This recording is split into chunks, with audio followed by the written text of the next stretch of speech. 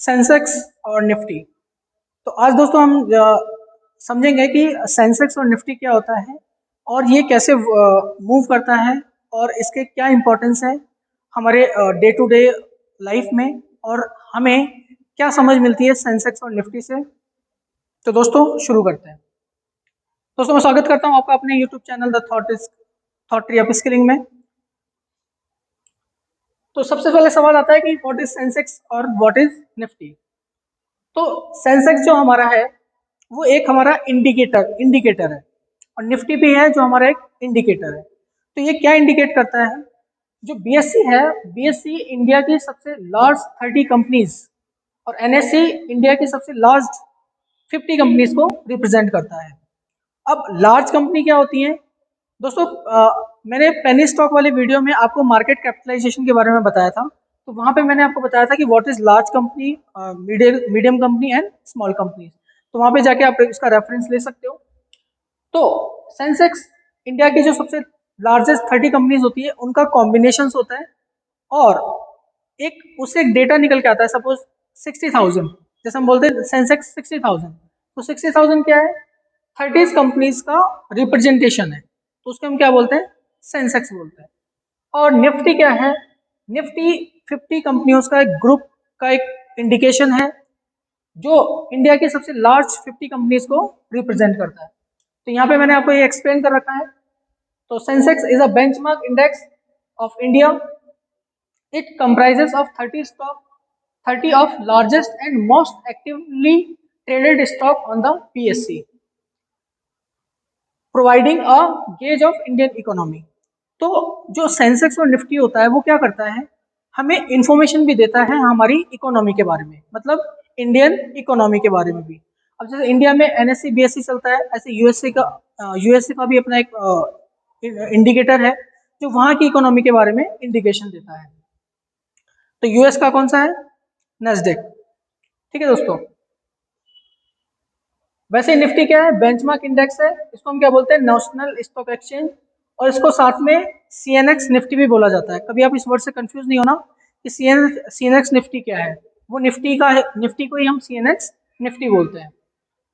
Indian economy के बारे में ये हमें एक इंडिकेशन प्रोवाइड करता है। मतलब सपोज अगर हमारी इंडियन इकोनॉमी अच्छा वर्क कर रही है तो हमारा स्टॉक मार्केट भी अपसाइड, या जो इंडिकेटर है हमारा सेंसेक्स निफ्टी, वो भी अपसाइड मूव करेगा। क्यों?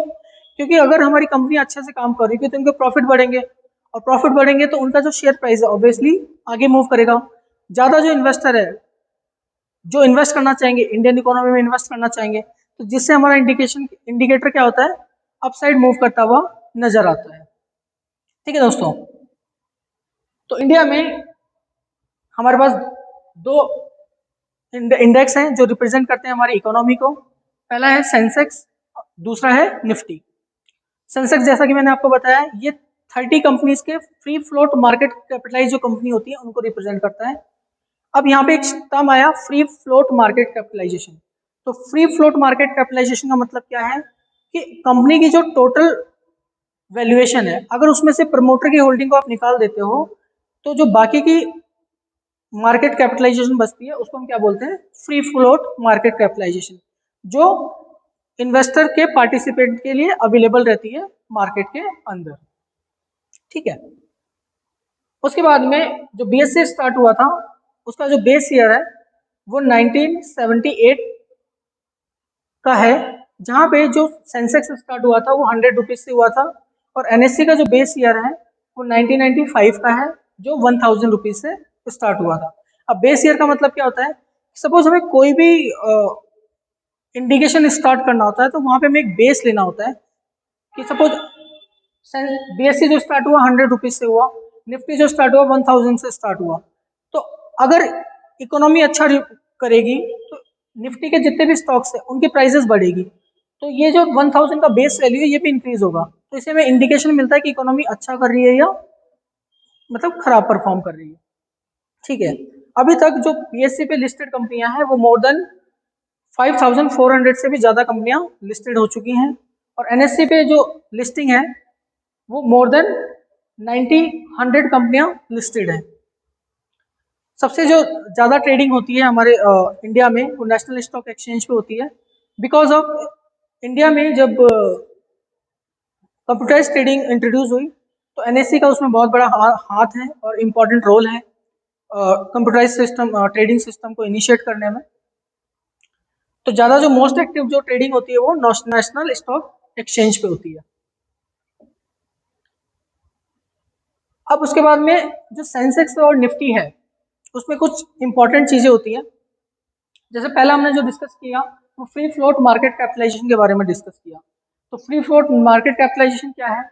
अगर टोटल मार्केट कैपिटलाइजेशन में से promoter holding plus government holding को हटा दिया जाए तो उसे हम क्या बोलते हैं?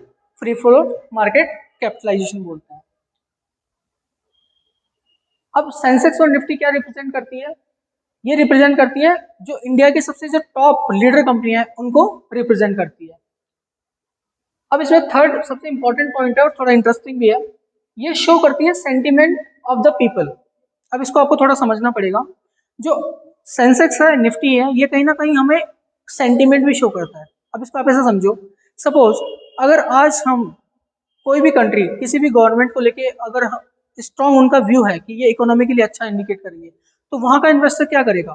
उस सेंटिमेंट पे कि यहाँ की गवर्नमेंट हमारे लिए अच्छे अच्छे रिफॉर्म्स लेके आने वाली है या इन फ्यूचर ग्रोथ के प्लान्स लेने वाली है, तो कई बार बाजार सेंटिमेंट से भी भागता है। सेंटिमेंट किस चीज़ का? कि बस उन्हें अंदाजा लगना चाहिए कि ऐसा होने वाला है। तो ये जो अगर मान लो निफ्टी या सेंसेक्स कंटिन्यूसली पॉजिटिव है तो वो क्या शो कर रहा है? वो एक तरीके से कहीं ना कहीं सेंटिमेंट शो कर रहा है लोगों के इकोनॉमी के रिगार्डिंग। तो अगर इंडेक्स पॉजिटिव या नेगेटिव है तो उससे हमें क्या पता पड़ता है? एक सेंटिमेंट का भी अंदाजा लगता है।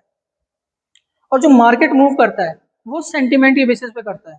आप इसको ऐसे समझो, सपोज आज हमारी इकोनॉमी में ऐसा तो सडन कुछ नहीं हो रहा ना कि 100 पॉइंट अप कभी निफ्टी हो जाए या सेंसेक्स 500 पॉइंट डाउन हो जाए या कभी वो 500 पॉइंट बढ़ जाए।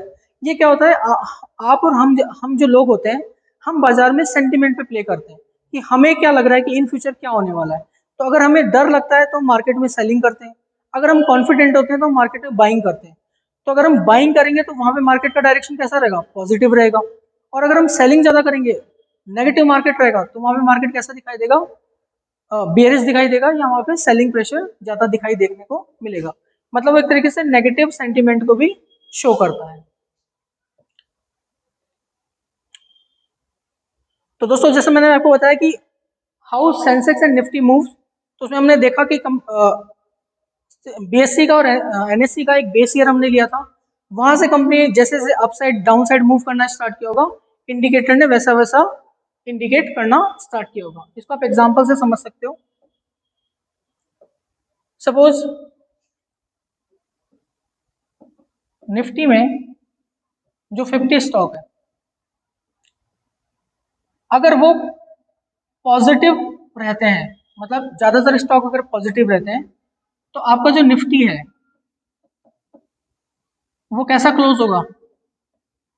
पॉजिटिव क्लोज होगा। अगर इसका उल्टा लें, निफ्टी में ज्यादातर स्टॉक या सभी स्टॉक अगर नेगेटिव है तो निफ्टी क्या शो करेगा? नेगेटिव क्लोजिंग शो करेगा।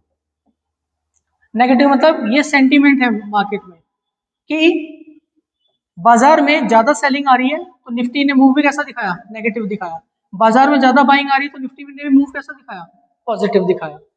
तो चाहे सेंसेक्स हो चाहे निफ्टी हो, अगर बाजार में लोगों का सेंटीमेंट पॉजिटिव है तो बाजार प्लस मिलेगा, और अगर लोगों का सेंटीमेंट नेगेटिव है तो बाजार आपको नेगेटिव देखने को मिल सकता है।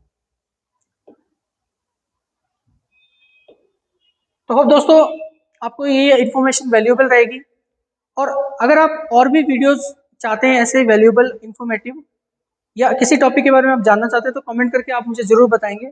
और अगर आपको ये वीडियो इन्फॉर्मेटिव लगता है तो आप इसको शेयर कर सकते हैं अपने दोस्तों के साथ में।